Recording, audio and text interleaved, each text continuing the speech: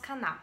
E hoje eu resolvi gravar para vocês como foi o processo de casamento entre mim, uma brasileira, e um cônjuge japonês. Esse vídeo é muito importante para você que planeja ter um casamento com um estrangeiro. Não importa a nacionalidade, eu vou abordar alguns tópicos aqui que de maneira geral servem para todo mundo.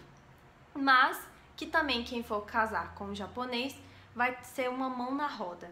Porque eu desejei muito achar tal vídeo quando eu estava passando por esse processo e eu não encontrei nenhum e eu tive que bater e cavucar bastante para tentar encontrar alguma coisa aí que fosse útil para mim e perguntar e ligar para muitas pessoas diferentes, o que eu queria muito saber. Então, se você está interessado, por favor, fique com a gente. Bem, a primeira coisa que você tem que fazer quando você decidir se casar com um estrangeiro, eu recomendo, porque foi o que aconteceu comigo, procurar um escritório consular. O escritório consular, ele é como se fosse um cartório. E ele cuida de documentos de nascimento, de óbito, de casamento, de pessoas aqui no Brasil, de estrangeiros ou de brasileiros no exterior. Muita gente faz o processo por eles mesmos por causa do preço. É possível sim fazer o processo por você mesmo, sem ter a ajuda de um advogado. Mas eu não recomendo, porque é um processo muito moroso, é um processo burocrático. Se você trabalha, você vai ter que sair muitas e muitas vezes. Se você estuda também vai ser problemático, porque você tem que ajustar a sua vida para correr atrás desses documentos e para buscar documentos.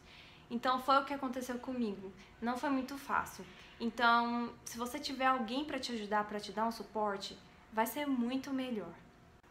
Segunda coisa, depois que você já tiver procurado e escolhido o seu escritório consular ou cartório consular, você vai consultar com um advogado e ele vai te passar uma lista de documentos ao qual vai te ajudar a esclarecer as suas dúvidas do que você precisa ter e o que o seu cônjuge precisa ter para poder se casar aqui no Brasil.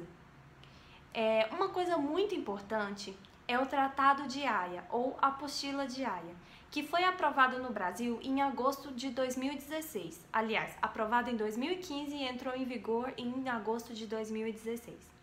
Esse tratado, ele visa ajudar a agilizar os documentos, fazer com que o processo fique mais fácil, não se torne longo, entre brasileiros que precisam resolver problemas no exterior e pessoas que no exterior precisam resolver problemas no Brasil. Felizmente, o Japão é um desses países, então me ajudou muito a resolver as questões dos documentos dele aqui no Brasil, quando teve que passar por análise. Preço do processo. Bem, para alguns vai ser barato, para outros vai ser caro. Para mim, aqui no meu caso, eu gastei o total de R$5.000 para poder ter somente o processo do casamento no civil. Eu sei que para a maioria das pessoas que está se casando, elas não dispõem de um orçamento tão gordinho assim para poder gastar. Mas foi um sacrifício que a gente decidiu fazer para que o processo fosse mais fácil e que não demorasse tanto. Afinal, não é uma coisa muito fácil se casar com pessoas que são do Brasil ou pessoas que são do exterior, pela questão de burocracia mesmo.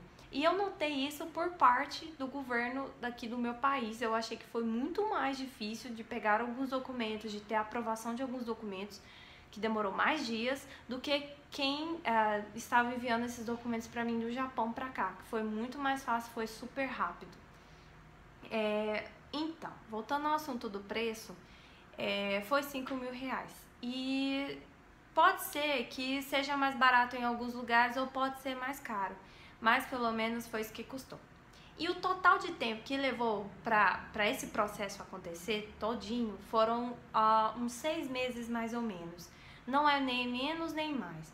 Pode ser que, se você for uma pessoa adiantada como eu, pode dar entrada alguns meses antes de acontecer o casamento no civil, por exemplo. Eu dei entrada no meu casamento em dezembro de 2016.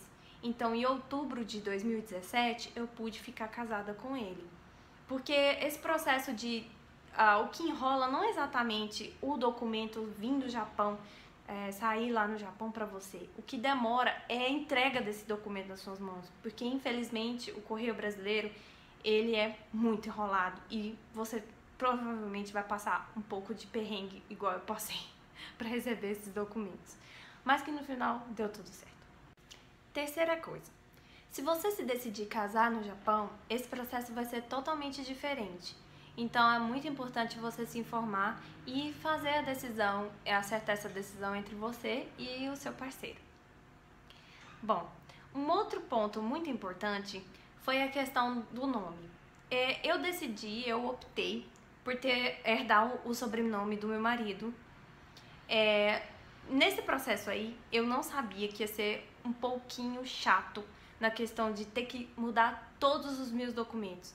Porque como eu tô no processo de mudança de país, eu tive que ajustar todos os meus documentos e inclusive o passaporte eu tive que fazer outra vez. Mesmo que ele seja recente, eu tive que fazer de novo. Não só pela mudança de status, mas justamente por causa disso. Então se você decidir optar por ter o nome do seu marido ou você da sua esposa, pense bem. O Ryu teve que vir para o Brasil bem mais cedo, porque o nosso casamento estava planejado para ser em dezembro e nós adiantamos ele para acontecer em outubro, e justamente para que o processo dos meus documentos da minha ida para o Japão não demorasse tanto, e isso foi muito bom, foi muito saudável para mim e realmente deu tudo certo. Mas a segunda coisa foi na questão de estender o visto do Ryu. Na extensão do visto, você não procura a embaixada, você procura a Polícia Federal. A Polícia Federal vai fazer essa extensão do visto. Uma informação muito importante, pelo menos foi o que aconteceu comigo aqui na minha cidade, é que é o seguinte: você tem que chegar muito cedo, você tem que conseguir pegar uma senha para poder esperar, para poder pegar a extensão do visto. No caso, a Polícia Federal, o escritório, ele iria abrir às 8 da manhã, às 7 da manhã a gente já estava na porta e já tinha muita gente na fila, e aconteceu da gente ter que pegar a senha, aliás, a gente nem conseguiu pegar a senha, a gente entrou e contou com a sorte, porque o rapaz da recepção foi muito bonzinho e falou: olha, se eles conseguirem terminar de atender todo mundo que conseguiu pegar a senha, que no caso são somente 12 senhas por dia que eles distribuem, nós vamos fazer um tempo aí para atender você e seu marido. Então eu fiquei esperando por 3 horas e graças a Deus nós conseguimos, e ele conseguiu estender o visto dele para mais 90 dias. Por que teve essa necessidade dele ficar aqui no Brasil? Primeiro porque o processo do casamento demora muito. Por exemplo, quando você abre um processo no casamento civil, você tem que esperar pelo menos até 1 mês para que esse processo seja aprovado. E a pessoa precisa estar pessoalmente para poder assinar, né, algumas coisas. E eu precisava dele para isso. Então, por isso ele teve que ficar aqui no Brasil tanto tempo e apelar para a extensão de visto. Então, é uma coisa a se pensar. E, se eu não me engano, para a extensão de visto, o valor pago foi em torno de 100 reais, se eu não estou enganada, 100 ou 120. E, finalmente, para terminar o vídeo, o visto de cônjuge japonês, que é o meu caso. Bem, para pegar o visto de cônjuge japonês foi super fácil. Primeira coisa, você precisa apenas coletar os documentos na lista que eles oferecem no site oficial e preencher o formulário. Para mim, o meu visto saiu com 3 dias. Eles pediram para mim esperar em torno de uns 15 dias, mas com 3 dias eles aprovaram e eu já tô com o visto na mão. Então foi muito rápido. A única coisa que a gente teve que requerer foi uma carta, muito importante essa carta, uma carta de referência que venha de onde você tá e para onde você tá indo, com quem você vai ficar nos primeiros dias. Então isso foi a única coisa que demorou um pouquinho para chegar pra gente, para que eu pudesse terminar o meu processo de visto de cônjuge japonês. Mas fora isso foi muito fácil. O valor que eu paguei foi R$ 97. Eu achei muito barato, porque geralmente para tirar visto é bem mais caro, especialmente se você está indo para o Canadá ou para os Estados Unidos, é bem mais caro. Mas pelo menos para a entrada visto de uma entrada somente, para o Japão foram R$97. Se você quiser um visto de dupla entrada ou de várias entradas, vai custar para você em torno de R$150. Bom, essas são todas as informações que eu tenho para passar para vocês. Por favor, se não ficou claro, que vocês possam deixar perguntas que eu vou responder. Se as perguntas forem demais, eu prometo gravar mais um segundo vídeo. Mas, por favor, não deixem de comentar, compartilhar e ajudar pessoas que provavelmente estão procurando por um vídeo assim. Então, meninas e meninos, fiquem com Deus. Muito obrigada por ficar comigo e obrigada pela atenção e o tempo de vocês. Um beijo, boa semana. Tchau, tchau!